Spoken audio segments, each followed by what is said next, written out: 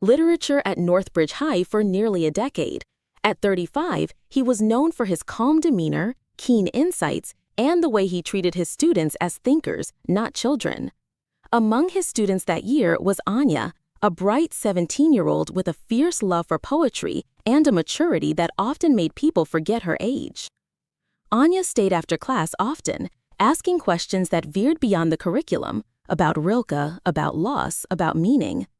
Mr. Rayner saw himself in her, back when he was young and consumed by questions no one around him seemed to care about. Their conversations grew longer, shifting from Shakespeare's sonnets to modern existentialism, then to life itself. One rainy afternoon, as they discussed a line from Sylvia Plath, Anaya looked at him and said, "You're the only one who doesn't make me feel like I'm too much." The air hung heavy. Mr. Rayner knew then that something in their dynamic had shifted. It wasn't that Anaya had declared love. It was more subtle and more dangerous. It was admiration blooming too close to infatuation. He recognized the intensity in her gaze, the unspoken longing, the way she lingered. And, painfully, he had to admit he had started to look forward to those after-class talks in a way he shouldn't. The next day, he left a note on her desk.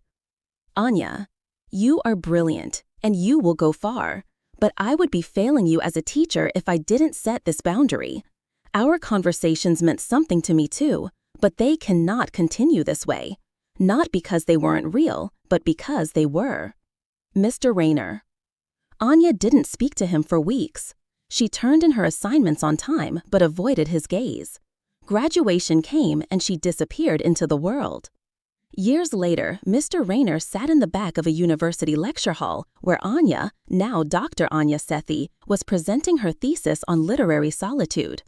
After the applause, she spotted him and smiled. They met for coffee, now two adults with full lives. No tension, no lingering what-ifs. "You were right," she said. "Back then, I thought I loved you. Maybe I did, in the way a young person does. But more than that, I needed someone to see me. And you did." "I did," Mr. Rayner said, "and I'm proud of who you've become." There was warmth between them, grounded and safe now. A relationship that had once flirted with a dangerous line had found its proper place in time, anchored in respect, shaped by restraint, and made beautiful by what was not pursued.